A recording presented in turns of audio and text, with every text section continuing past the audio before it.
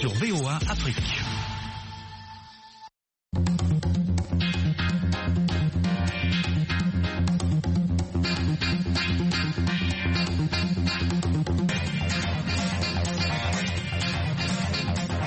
Salut à toutes et à tous. Merci de faire le choix de VOA Afrique pour vous informer et vous divertir. À ce micro, Mohamedou Oumfa, depuis le studio 9 de VOA à Washington, pour vous présenter à votre avis l'émission interactive qui vous permet, chères auditrices et auditeurs, de partager votre point de vue sur les affaires du monde. Aujourd'hui, nous parlons du Gabon. Vous l'avez certainement appris sur les antennes de VOA Afrique, le général Brice Oligui Nguema, qui a renversé Ali Bongo Ondimba le 30 août dernier, a prêté serment ce lundi en tant que président d'une transition au terme de laquelle il promet des élections libres et transparentes. Pour de nombreux Gabonais, presque tout est à refaire dans ce pays dirigé par la famille Bongo pendant plus d'un demi-siècle. Que peut et que doit faire le nouvel homme fort du Gabon? Quelle est la meilleure transition selon vous? Merci à tous ceux qui nous ont laissé leurs commentaires et coordonnées sur la page Facebook de VOA Afrique. Merci également à ceux qui nous ont envoyé des messages vocaux sur notre numéro WhatsApp +1 202 297 60 89 +1 202 297 60 89. Et pour participer en direct, vous pouvez appeler le 001 202 205 26 33 001 202 205 26 33. Vous aurez au bout du fil Michel Joseph qui assure la réalisation de cette émission aujourd'hui. Avec d'ailleurs la permission de Michel Joseph, nous allons écouter les audios, les nombreux audios que nous ont envoyés les auditeurs de VOA sur le numéro WhatsApp de l'émission. On va commencer par l'audio que nous a envoyé Alpha Wambouyou. C'est un fidèle auditeur de VOA Afrique. Il est en RDC. Il nous a donné son point de vue sur la transition qui démarre au Gabon aujourd'hui. On l'écoute. Bonsoir la Voix de l'Amérique, bonsoir tous les auditeurs de la Voix de l'Amérique en Afrique. Et la question que moi je me pose d'abord est celle de savoir qu'est-ce qui a motivé vraiment à ce nouvel homme fort du Gabon de prêter serment. Voilà. En tant que président de la transition. Même pas une semaine, même pas un mois. Ce qui est vrai, c'est que les mesures sont vraiment nombreuses. Mais nous voyons d'un côté une théâtralisation, politique. Pourquoi j'ai dit une théâtralisation? Parce que plutôt tout ce qui a été dit comme motif lors de la sortie médiatique, lors du point de presse par les éléments qui ont pris le pouvoir au Gabon, c'est ce que nous venons d'assister aujourd'hui. C'est pour moi une comédie. Voilà. Parce que ils ont dit les résultats ne correspondent pas à la réalité sur terrain, ainsi de suite. Les résultats ont été tronqués, ceci et cela. Mais malheureusement, 3 ou 4 jours après, les mêmes gens qui ont condamné ce qui a été fait comme, élection, ils vont aujourd'hui, ils ont prêté serment et ils ont promis qu'il y aura bel et bien des élections libres. Avec quel candidat? Donc si peut-être les gens pensent qu'avec cette nouvelle équipe qui est à la tête du pouvoir au Gabon, il y aura vraiment des changements, je ne pense pas. Pour moi, je vois il y a peut-être un jeu politique, comme l'ancien président Bongo n'était plus valide, peut-être des arrangements qui se sont faits pour justement masquer tout ce qu'il y a eu comme problème, tout ce qu'il y a eu comme souci du peuple gabonais. Voilà au moins. Merci beaucoup Alpha Wambouyou de nous avoir envoyé cet audio depuis la RDC. Avant de prendre le prochain auditeur, je voudrais lire quelques éléments de programme annoncés aujourd'hui même par le nouvel homme fort, le nouveau président de la transition du Gabon. Il a parlé de faciliter le retour au pays de tous les exilés politiques, rétablir la bourse pour les élèves du secondaire, amnistier les prisonniers d'opinion, financer l'économie nationale avec les partenaires locaux et les institutions financières locales, créer une synergie avec l'accompagnement des banques locales pour le paiement des pensions des retraités, réviser les conditions d'attribution de la nationalité gabonaise, réviser les lois du foncier en République gabonaise. Alors, on va voir ce qu'en pense Youssouf Ouedraogo qui est au bout du fil. Salut Youssouf. Afrique aux auditeurs, aux auditrices. Voilà, alors le président de la transition du Gabon a donc prêté serment aujourd'hui. Vous, comment est-ce que vous voyez cette transition? Que peut et que doit faire le président de la transition du Gabon? Écoutez, moi je pense qu'il n'y aura pas de meilleure transition qui soit au-delà de ce que décidera le peuple gabonais.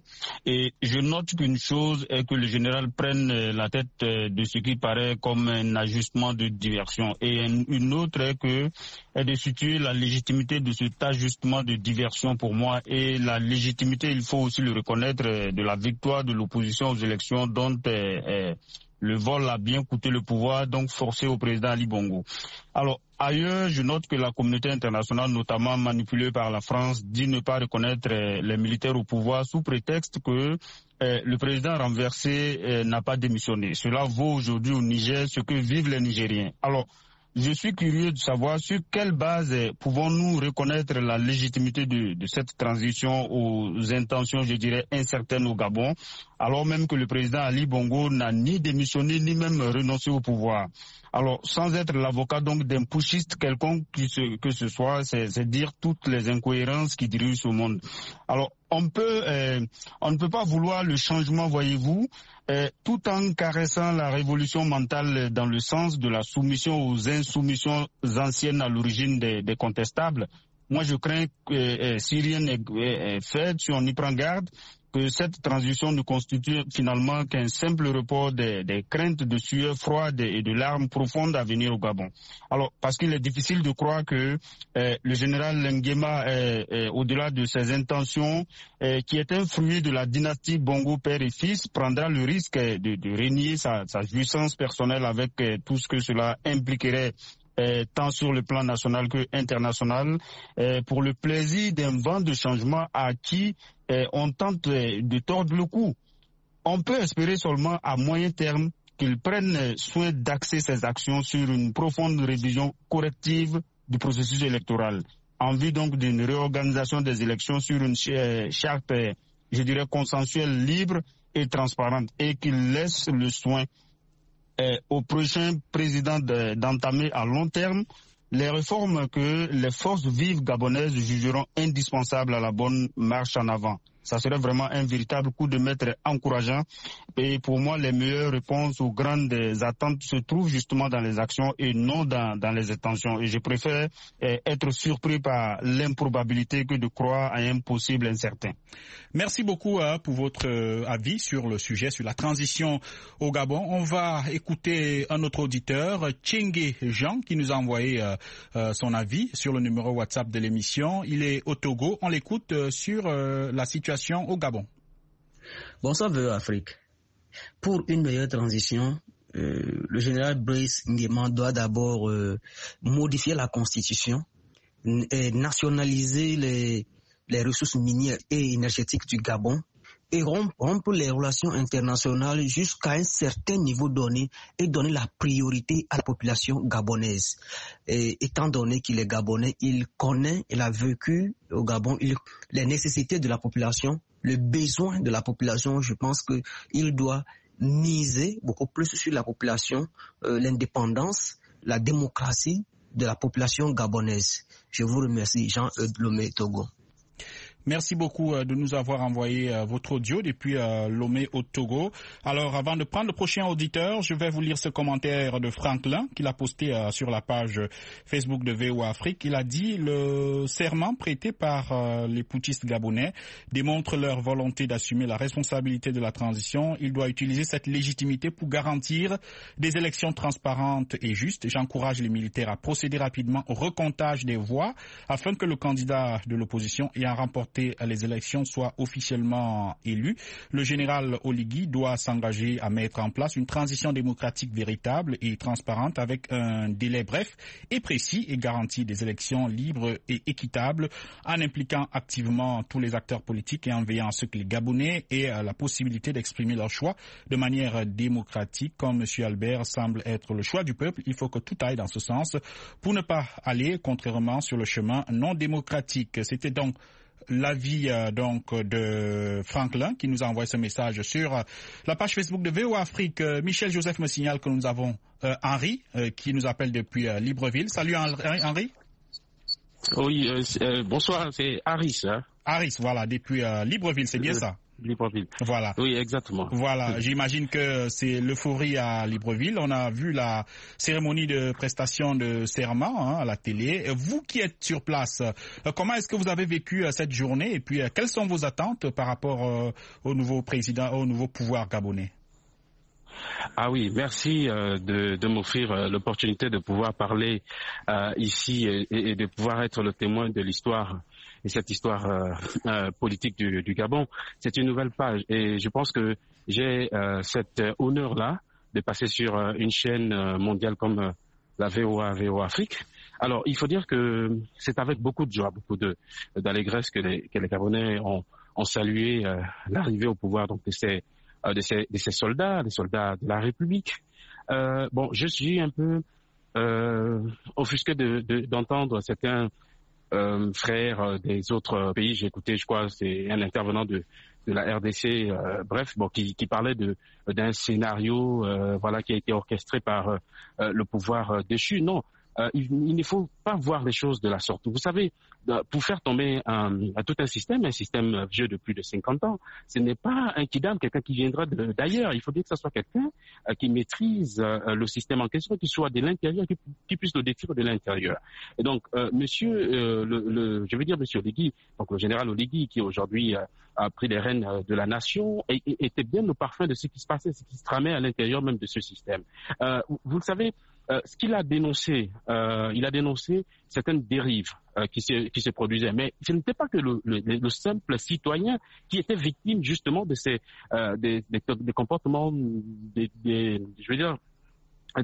comportements de ces dirigeants de l'époque, mais c'est beaucoup aussi parce que c'est les soldats que vous voyez à l'heure actuelle qui ont délivré le pays. Ils ont été eux-mêmes victimes de cela, de l'insolence des anciens dirigeants. Et donc je pense que c'est en étant eux-mêmes victimes de ce qui se passait qu'ils ont sonné la révolte. Et d'ailleurs, ils ont dit qu'ils voyaient ce qui se passait. Si vous avez écouté les propos du général lorsqu'il était en concertation avec les hommes politiques, donc la classe politique et la société civile, il a dit qu'on voyait venir, on savait ce qu'ils étaient en train de faire, on attendait les prendre au bon moment qu'ils tombent dans le trou. Ce sont ses propos. Mais pourquoi ? Vous pensez que quelqu'un peut décider d'un seul coup, dégager un système aussi puissant comme il l'était plus de 50 ans? Non, mais parce que il fallait étudier, savoir comment réagir et pourquoi réagir. Et donc, c'est ce qu'ils ont réalisé aujourd'hui. Donc, il faut pas, moi, j'aimerais que nos frères africains qu'ils comprennent le soulagement du peuple gabonais, la délivrance du peuple gabonais. Effectivement, voilà. Aris, il y a eu donc cette délivrance, comme vous dites. Maintenant, on se projette vers l'avenir. Certains pensent que la priorité du général devrait être de recompter les voix pour remettre la victoire. Voilà. Qu'est-ce que vous attendez de lui? Est-ce que vous me permettez? Oui, allez-y. Merci pour cette question, parce que c'est très important. Alors oui, parce qu'il y a un auditeur, justement, un de mes prédécesseurs, qui a dit oui, mais il faut remettre le pouvoir. Mais qui a déclaré l'opposition gagnante de cette élection? Personne. Personne n'a déclaré. C'est plutôt M. Ali Bongo qui a été déclaré vainqueur. Vous voyez, vous vous rendez compte? En fait, il a été déclaré vainqueur par le Centre gabonais des élections. Mais l'opposition qui réclame la victoire aujourd'hui n'a jamais, par aucune instance, n'a été déclarée vainqueur de cette élection. Donc, c'est dire que on ne peut pas accepter qu'il y a eu fraude, du moins il y a eu une élection mal organisée, et puis par la suite déclarer vainqueur une toute autre personne. Vous voyez que c'est contradictoire. C'est pas possible. On peut pas annuler une rencontre de football, vous voyez, et on revient juste après pour dire, parce qu'il y a eu des irrégularités lors de cette rencontre que l'arbitre a mal arbitré, et puis on revient après pour dire non, mais comme telle équipe avait plusieurs supporters au stade, donc c'est elle qui méritait de gagner. Donc vous voyez un peu, je prends cette image, peut-être pas, certains ne la trouveront pas comparable, mais c'est après c'est un peu quelque chose, voilà, on peut essayer d'imaginer dans ce sens. Donc il faut qu'aujourd'hui on laisse la possibilité justement à ce général et son équipe. D'ailleurs, vous voyez la particularité du coup d'État au Gabon, c'est que ça ne s'est pas fait avec une seule unité de défense, c'est-à-dire ce n'est pas un seul corps, c'est tous les autres corps qui se sont associés à la garde républicaine. Qui se sont associés. Et c'est pourquoi ils ont cette légitimité, et ils ont le soutien du peuple, parce que le peuple s'est rendu compte que l'armée... Aris, on vous a bien suivi, on va vous permettre une dernière intervention, juste pour nous parler maintenant de ce que doit faire, de ce que peut faire et de ce que doit faire le général. Tout à l'heure, je le rappelais, il a déroulé un certain nombre d'idées, par exemple le retour des exilés, la bourse pour les élèves du secondaire. Tout cela, est-ce que vous pensez que ça ça devrait être dans son agenda, ou son agenda devrait être prioritairement de refaire une nouvelle constitution et d'organiser de nouvelles élections? Alors, tout dépend de comment est-ce qu'on peut parler des priorités. La priorité, pourquoi? Parce que tout dépend du temps qu'on accorde à cette équipe de transition. Parce qu'il faut d'abord déterminer la durée, savoir est-ce qu'il est là pour 1 mois, 2 mois, 3 mois. Alors, beaucoup de voix s'élèvent. Vous savez, on discute ici pour la majorité des Gabonais, c'est qu'il faut qu'ils aient au minimum 3 ans. Qu'ils aient au minimum 3 ans pour assurer cette transition. Alors, si ils ont 3 ans, ça veut dire qu'ils peuvent régler un certain nombre des problèmes, des dossiers urgents. Notamment, vous savez, à l'heure actuelle, au moment où je vous parle, à Libreville, le système sortant a laissé un problème d'adduction d'eau potable à Libreville. Les gens passent des jours sans avoir de l'eau potable dans le robinet. Donc, vous voyez, ça, c'est déjà une urgence. Ensuite, vous avez la rentrée scolaire qui s'amène au Gabon dans quelques jours, sinon, puisque nous sommes au mois de septembre. Donc, et ça fait partie des priorités. Alors, une des annonces fortes qu'il a faites, c'est que il va donner instruction pour qu'on rétablisse la bourse au niveau du secondaire, la bourse scolaire. Vous savez, c'était une décision qui était applicable depuis de longues années au Gabon. Plusieurs générations ont pu poursuivre leurs études grâce à cette bourse, même quoique elle n'était pas suffisante, elle n'était pas consistante, mais au moins elle aidait de nombreuses familles. Donc ça, c'est déjà quelque chose qu'il faut saluer. Donc il y a aussi, vous avez dit, la révision de la Constitution, mais celle-ci se fera à travers un référendum. Ça, c'est aussi une décision qui a été saluée par le plus grand nombre lorsqu'il a parlé de la consultation du peuple à travers un référendum. Ça, c'est ce que nous attendons au niveau, pour tout le peuple gabonais. Et il y a le foncier. Il a parlé de réviser les lois sur le foncier au Gabon. Ça, c'est un gros problème d'ailleurs. La majorité d'Afrique, des pays africains de la sous-région et même de l'Afrique dans son entièreté ont ce gros problème du foncier, parce que vous avez des autochtones qui sont spoliés, qui ont dépossèdé de leur terre ancestrale. Vous vous rendez compte? Donc, c'est des questions qui sont aussi importantes qu'il va falloir régler. Il va falloir qu'il y a un déficit. Régler. Voilà. On va permettre, Haris, merci. Nous sommes très contents de vous avoir eu depuis le Gabon, le théâtre des opérations. Nous sommes très contents de vous avoir eu là-bas, sur place. Et puis, on va rappeler à vous et à tous les auditeurs que cette émission sera disponible dans une trentaine de minutes sur notre site web. Vous tapez tout simplement voafrique.com. Vous allez retrouver l'émission, ou alors vous pouvez taper dans la recherche « À votre avis, Gabon ». Vous allez retrouver cette émission. Merci beaucoup, Haris. Depuis le Gabon, on va écouter Bernardo qui nous a envoyé un voice depuis le Cameroun. Il nous parle de la transition au Gabon. On écoute Bernardo. Bonsoir à tout le monde et bonsoir à tous les auditeurs de VOA Afrique. Aujourd'hui, le général Oligui Nguema prêtait serment en tant que président de la transition du Gabon. Ce coup d'État est venu mettre fin à une série de près de 50 années de gouvernance calamiteuse de la famille Bongo. Moi, personnellement, je pense que pour la bonne marche de cette transition, le général Oligui Nguema devrait tout d'abord se pencher sur la question de la gouvernance, qui est tout d'ailleurs chaotique au Gabon et partout dans d'autres pays d'Afrique francophone. Il devrait instaurer de la rigueur dans la gestion de la chose administrative, combattre les détournements comme c'est récurrent ces derniers temps en Afrique francophone en particulier. Et il devrait également se pencher sur la question électorale, puisque depuis ces derniers temps, les processus électoraux subissent à répétition dans plusieurs pays d'Afrique des tripatouillages électoraux qui compromettent la bonne marche de notre démocratie. Je pense qu'il devrait se pencher sur cette question-là afin de garantir une certaine alternance pour les présidents à venir. En plus de cela, il devrait également se pencher sur la question d'intérêt général du peuple gabonais, notamment la gestion du patrimoine minier, la gestion des ressources naturelles de ce pays, et également penser à l'amélioration des conditions de vie de ces populations. Merci, c'était Bernardo Lancy depuis le Cameroun. Merci Bernardo d'avoir envoyé votre commentaire sous la forme de voice. On va prendre tout de suite Vincent qui nous appelle. Salut Vincent. Oui, bonsoir chers journalistes, bonsoir chers auditeurs de la radio VOA Afrique. Nous sommes très ravis de vous avoir pour parler aujourd'hui de la transition qui s'ouvre au Gabon avec la prestation de serment du général Oligui Nguema. Alors vous Vincent, comment est-ce que vous voyez cette transition? Que peut et que doit faire le général pendant cette transition?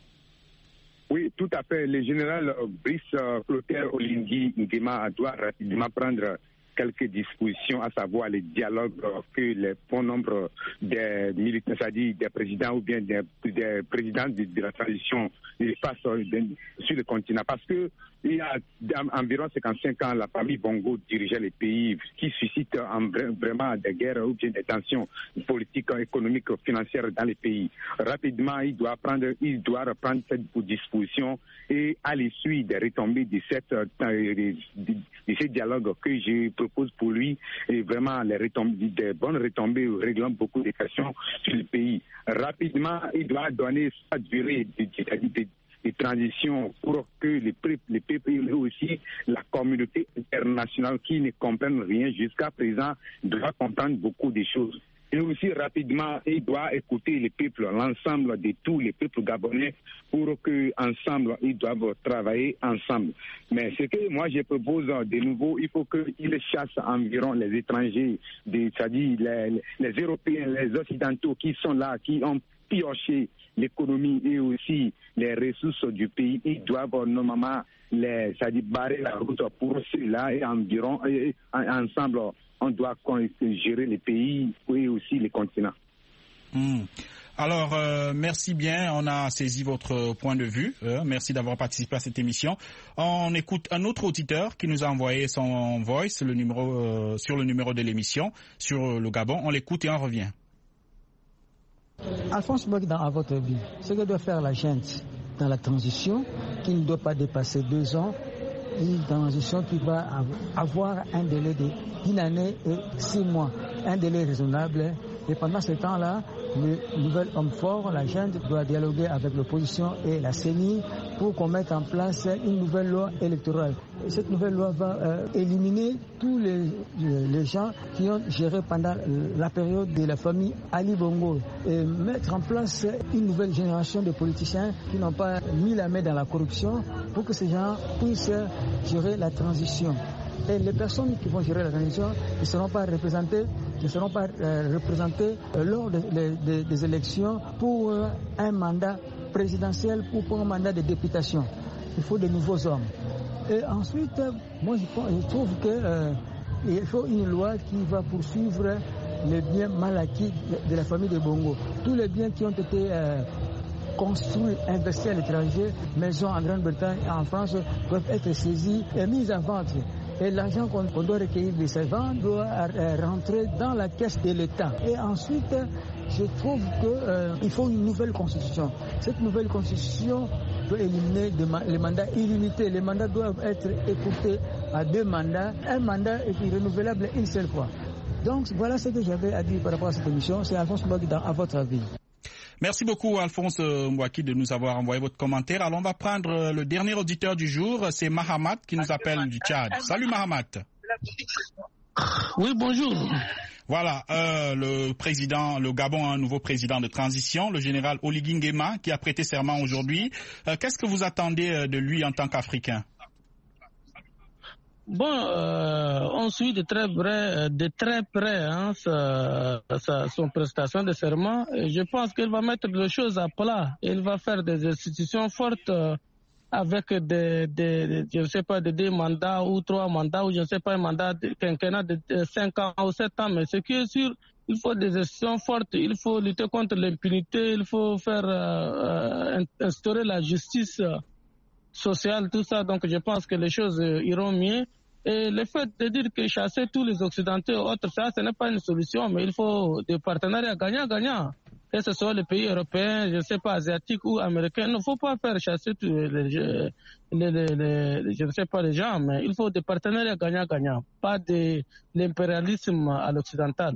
Donc il faut mettre les choses. Le mandat doit être, comment on appelle, la transition doit être de 2 ans ou 5 ans, mais de 2 ans ou de 3 ans. Mais l'essentiel, il faut mettre toutes les choses à plat, une nouvelle constitution, des hommes forts et autres. Donc c'est ça ce qui est recommandé. Merci beaucoup Mahamat pour votre commentaire dans les institutions fortes. C'est d'ailleurs l'une des promesses du général Oligui Nguema qui a prêté serment aujourd'hui. Merci Mahamat, merci à tous ceux qui ont participé à cette émission, une émission qui arrive à sa fin. À votre avis, Mohamedou Oumfa à ce micro. Je vous remercie. L'émission a été réalisée par Michel Joseph. Merci de rester fidèle au programme de VOA Afrique. Dans quelques instants, un nouveau journal présenté par Jean-Roger Bian.